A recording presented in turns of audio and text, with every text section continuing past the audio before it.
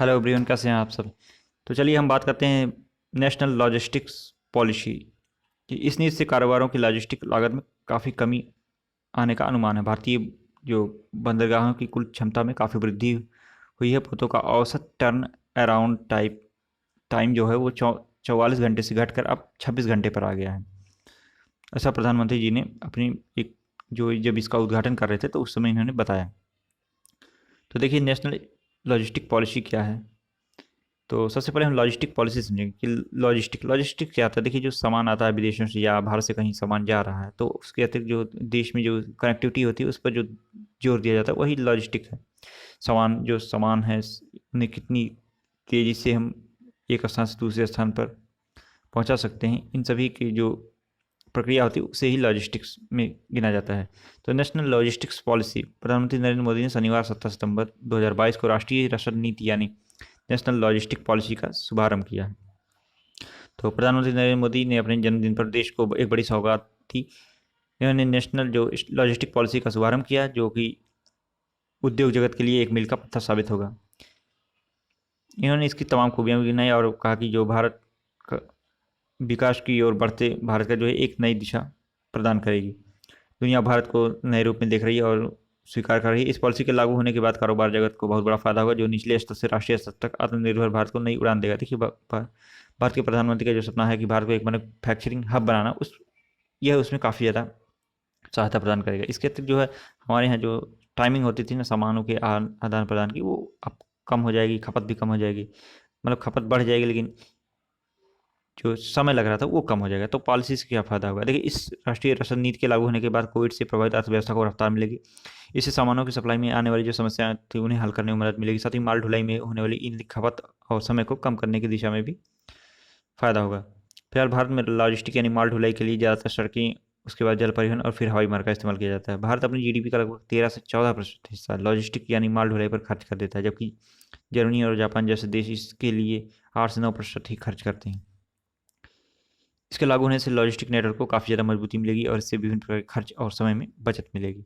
तो क्या होता है लॉजिस्टिक यानी माल ढुलाई। भारत में दूर दराज गाँवों, कस्बों, पहाड़ी क्षेत्रों हर जगह जो है ज़रूरी सामानों की उपलब्धता नहीं होती। खाने पीने से लेकर डीजल, पेट्रोल, एनर्जी, बड़े से लेकर छोटे सामान तक व्यापारियों को अपना माल फैक्ट्रियों में इस्तेमाल होने वाला कच्चा माल, जरूरी ईंधन, विभिन्न प्रकार की जो चीज़ें होती हैं एक जगह से दूसरी जगह ले जानी पड़ती हैं। कभी ये दूरी कम होती है, कभी दूरी ज़्यादा होती है।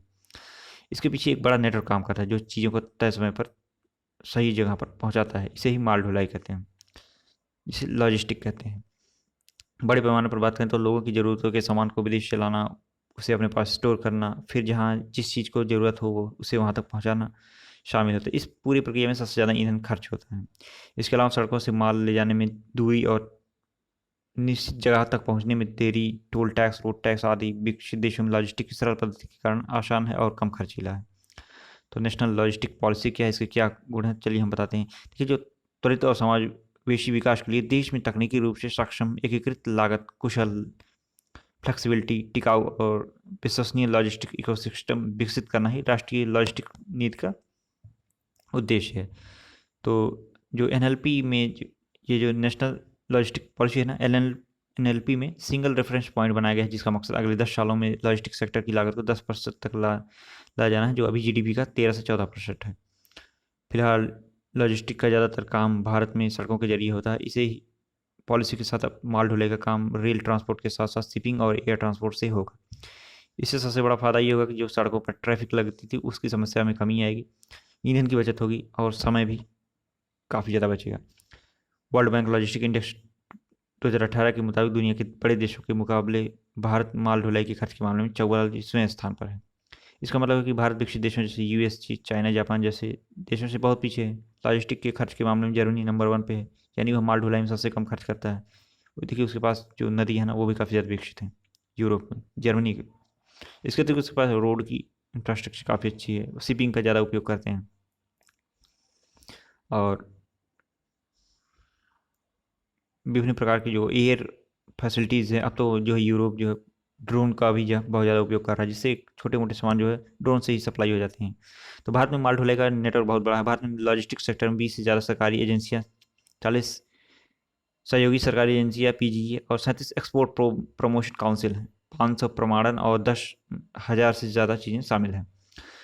इसमें 200 शिपिंग एजेंसियां, 36 लॉजिस्टिक सर्विसेज, 129 अंतर्देशीय कंटेनर डिपो (ICD) और 166 container freight station (CFS), 50 IT system, bank और बीमा एजेंसियां शामिल हैं। वाणिज्य और उद्योग मंत्रालय ने कहा कि इस सेक्टर की वजह से देश के 2.2 करोड़ से ज़्यादा लोगों को एम्प्लॉयमेंट यानी रोजगार मिल सकता है। तो क्या लागत घटेगी? तो एक सरकारी अधिकारी के अनुसार आने वाले वर्षों में लागत को 7.5% तक कम करने में मदद मिलेगी। इसमें जो है ना, यूलिप जो है, यूनिफाइड लॉजिस्टिक्स इंटरफेस प्लेटफॉर्म, और जो ई-लॉक्स है, ईज ऑफ लॉजिस्टिक सर्विसेज, जैसी जो नीति निर्यातकों और उद्योगों को लॉजिस्टिक क्षमता दक्षता बढ़ाने में मदद करेंगी। जो यूलिप और ई-लॉक्स है ना, ये नीति निर्यातकों और उद्योग को लॉजिस्टिक दक्षता बढ़ाने में मदद करेंगे। तो समस्याओं के समाधान के लिए जो ई-लॉक्स पोर्टल का हम कैसे उपयोग करेंगे? तो यूलिप परिवहन क्षेत्र से संबंधित सभी डिजिटल सेवाओं को एक पोर्टल में लाएगा और निर्यातकों को बहुत लंबी और बोझिल प्रक्रियाओं से मुक्त करेगा। इसी तरह जो ई-लॉक्स पोर्टल भी शुरू किया गया है, जिसके जरिए उद्योग सीधे ऐसे किसी भी मामले को उठा सकते हैं जो सरकारी एजेंसियों के साथ उनके संचालन और प्रदर्शन में समस्या पैदा कर रहे हैं। ऐसे मामलों में त्वरित समाधान के लिए पूरी व्यवस्था भी तैयार की गई है। सरकार लॉजिस्टिक क्षेत्र को मजबूत करने के लिए प्रौद्योगिकी का भी उपयोग करेगी। जी हाँ, आप जो छोटे मोटे सामान होंगे ना, उनके लिए भी हो सकता है भारत सरकार जल्दी ही कोई ड्रोन पॉलिसी जो लाई है वो सामानों के लिए भी ले आए। साथ में इसमें उनकी विभिन्न लोगों को ट्रेनिंग भी प्रदान करे ड्रोन में, क्योंकि ये छोटे मोटे सामान है, शहरों में ट्रैफिक की वजह से काफ़ी ज़्यादा समय लगता है। तो ऐसे में ड्रोन काफ़ी ज़्यादा फायदा करेगा शहरों में, फास्टेस्ट होंगे। और एक प्रकार से छोटे मोटे सामानों के लिए ड्रोन बहुत ही अच्छी है टेक्नोलॉजी के रूप में। डोर टू डोर भी सप्लाई किया जा सकता है इसे।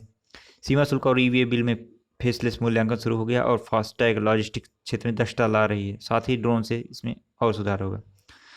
तो इस प्रकार से हम देखेंगे कि यह जो NLP है ना, नेशनल लॉजिस्टिक पॉलिसी, इसमें जो यूलिप और ई-लॉक्स जैसे सर्विसेज हैं, नई जो सेवाएं प्रदान की गई वो काफ़ी ज़्यादा अच्छी होंगी। इससे जो है समय की बचत होगी, फ्यूल इफिशियंसी होगी, ईंधन दक्षता होगी और खर्च भी कम आएगा। साथ में हम सामानों को बहुत तेज़ी से एक स्थान से दूसरे स्थान तक पहुंचा सकेंगे।